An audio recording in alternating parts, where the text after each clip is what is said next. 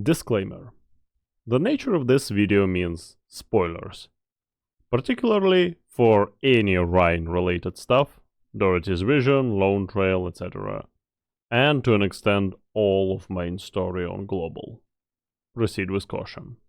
If I were to ask you, who is the most despicable person on Terra, whose face would come to mind? Perhaps it's the genocidal regent of the Sarkaz. Maybe the deathless black snake whose actions led to so much suffering? Perhaps it's the Witch King, a monster who turned infected into human wands. Or Drudge Tula, who gleefully delivered his own people under a mad scientist's knife while trying to usurp his dad's power. Or maybe it's this fuck, whoever the fuck he is right now. Well, if you answered anything other than Kristen Wright, you're dead wrong. And let me explain why.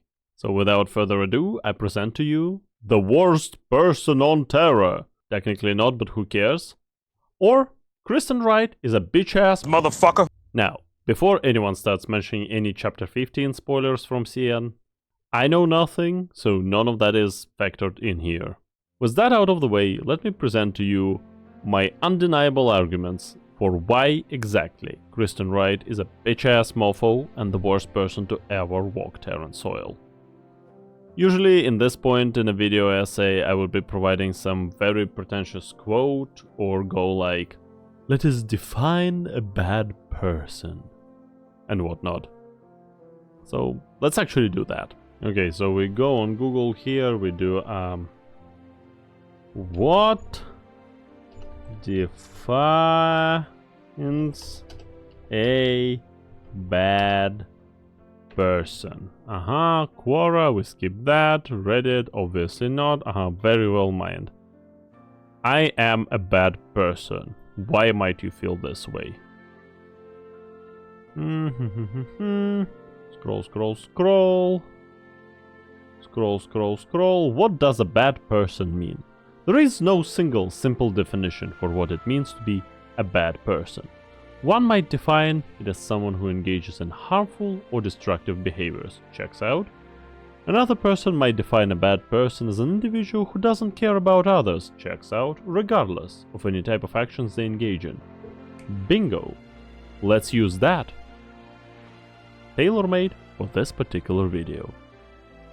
Cut.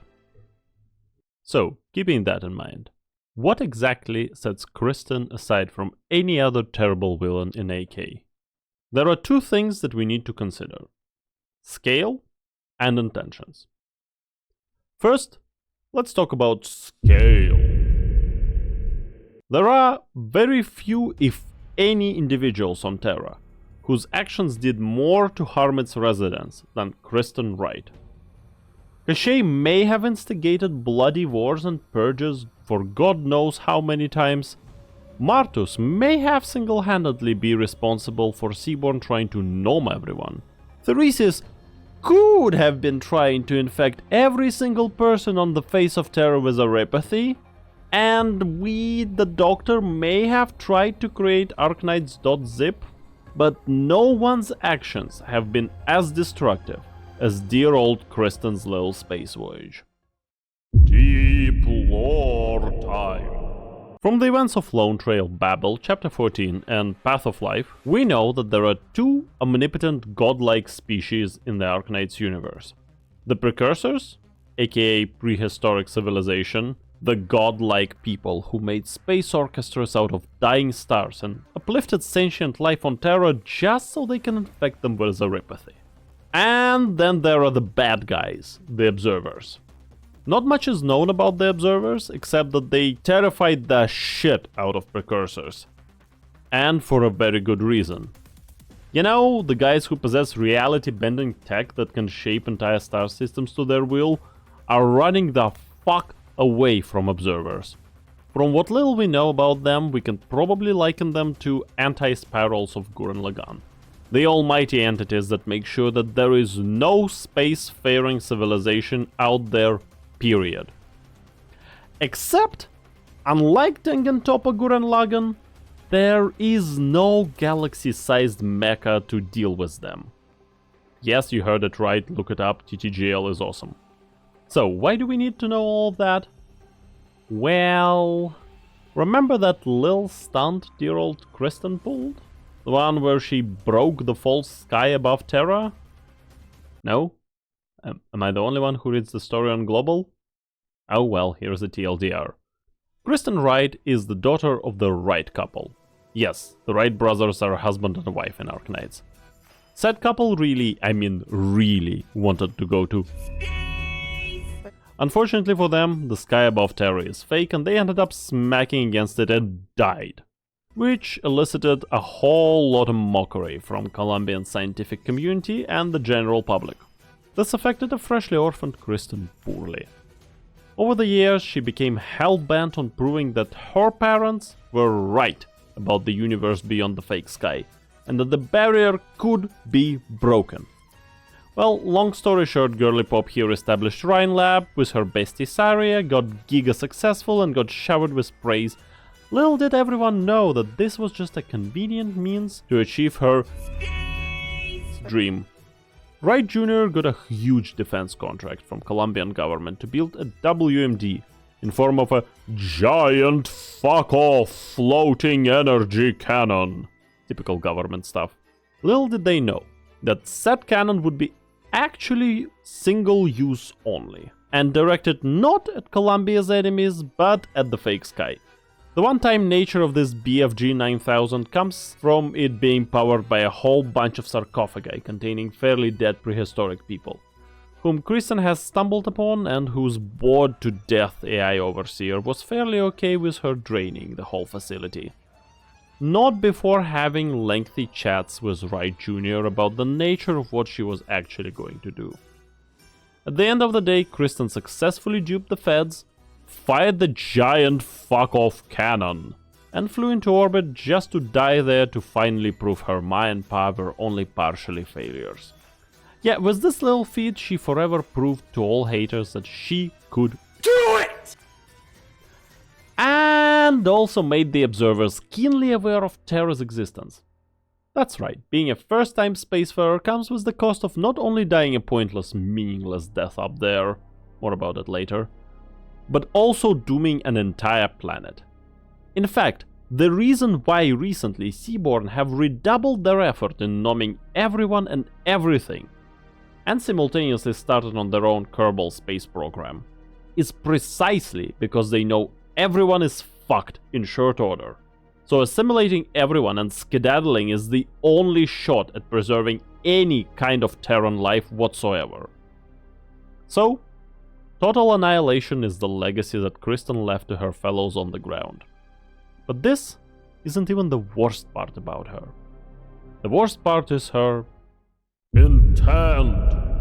Well, mistakes happen, things can go awry. Maybe she didn't mean it. Maybe she did it out of scientific curiosity. Maybe she was a pioneer that wanted to inspire people to look beyond the horizon. Maybe... nope. As I mentioned before, Girly Pop was very butthurt and wanted to shut the haters up at any cost. This is the real reason why Kristen is so awful. Her motivation. If you look at other villains in Arknights, Cachet is committing atrocities because man genuinely believes that this is the only path forward for his beloved Ursus to prosper. Sanguinarch turned out to be such a bitter monster after witnessing centuries of abuse directed towards his people. Theresis went with the doctor's proposal because when a literal god tells you that you all are doomed anyway, so you can either struggle longer or hasten your demise, you can't really argue back. Kristen Wright, on the other hand, had just one goal in mind, proving to everyone that she can go to space. That's it. Some people argue that she was a trailblazer, a pioneer of sciences, who valued research above all else. I would argue that couldn't be further from the truth. From her earliest appearance in Rhine Lab manga, to how she behaved during Dorothy's vision, we, as readers, are in no uncertain terms are made aware that the control of Rhine Lab doesn't give a fuck about anything. She allowed any and all manner of experiments to be carried out under Rhine's banner, simply because she never bothered to actually check what her subordinates are doing. Torturing children is a-okay as long as it is for science. She easily signs off on Silence's proposal to take away Ifrit, the result of a months-long grueling experiment of one of the Rhine lab directors, simply because Silence asked and Kristen didn't care about the reason. She doesn't even bother opposing Ferdinand or addressing the reasons for his coup attempt in the first place. She signs off on any and all projects her underlings provide her simply because she never cared in the first place. Her disregard for actual science is best exemplified by the stark contrast between her and Ferdinand. While Kristen is happily plummeting towards her own demise in the cold dead void, her spacecraft is collecting precious data that could change the face of Terran science forever, and she never bothers to send any of that back. The person who actually salvages it, the person who is actually passionate about his research, and who should have been at the helm of Rhine all those years ago, is none other than Ferdinand.